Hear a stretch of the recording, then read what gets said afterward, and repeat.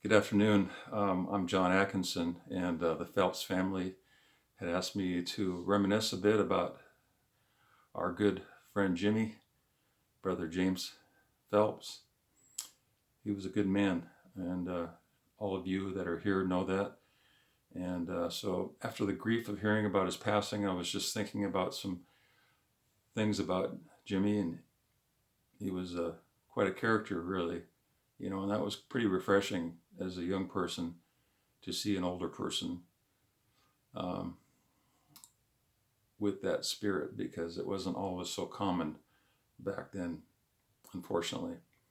But Jimmy definitely had it. And one of the memories I have, he hired me at his business, which was white glove janitorial. I never did see the white gloves, but you know what? He was a blast to work with. He We used to do some construction cleanup jobs. Some of the places I remember are down in Redondo Beach. Um, and then, of course, he had that People's Department Store at the old SeaTac Mall, which was um, something that was quite an experience. Going in there late at night, nobody's there, and here you are, you're cleaning this department store that you've walked around in many times going to the mall. But anyway, one night he said, John, you need to learn how to relax. Apparently, I come from a long line of warriors. Most people that know me know my mom. And so he said, this is how you do it. You lay out, you spread out on the floor, and you just let every muscle go in your body. Just relax, take a deep breath, just lay there for 5 minutes. And I'm like, I just want to get out of here, just get my work done. So I didn't really listen to him that night, but another night I saw him off in the corner doing his thing. I said, you know what, I'm going to try this because maybe there's something to this. So I went under one of those revolving clothes racks, and I think three-quarters of my body was under there. And I guess I was out for a while because what happened was I got woke up by a lady that came into the store. She was one of the uh, cosmetologists. She was going to her station. It was like 5:30 in the morning, so she was getting in early, getting set up. And apparently Jim must have fallen asleep too because he didn't see me, and we were rushing around like crazy trying to get everything finished and done. So, yeah.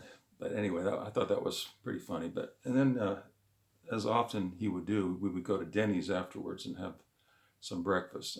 He was a great guy. I mean, the only other boss that ever did that was Chuck Zazowski, which I really loved working for too. But anyway, this day at Denny's, Jim was talking about music. He's a big music guy.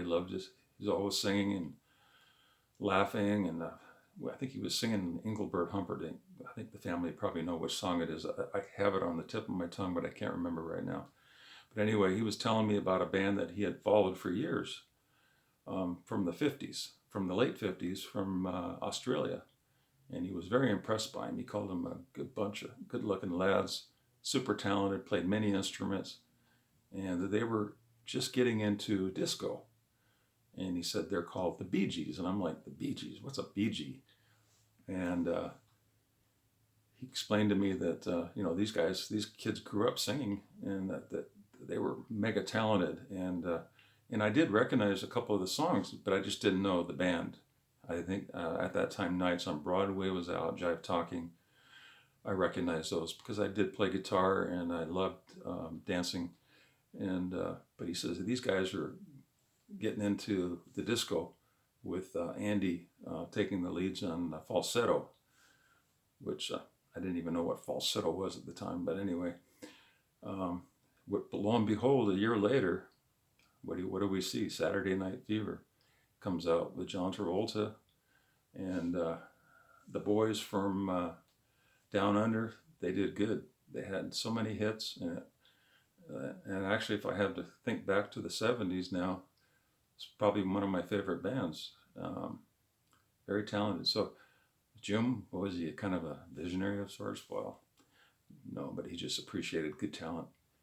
And but I just wanted to bring that out because he's a man that I always appreciated being around. As a young person, I was a pretty goofy teenager, as most teenagers are.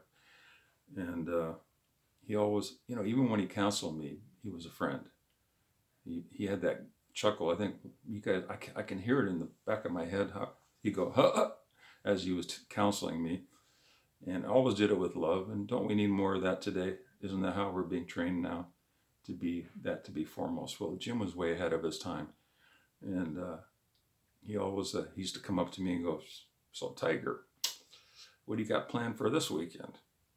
Because he knew I was probably, planning on going somewhere. And he was just watching out for me. So I always appreciated that. And I was so happy to see him, Danielle, and Arlene this past summer. I could not believe how nice it was. It was probably one of the best days because I really understood how Jim and Arlene could last so long.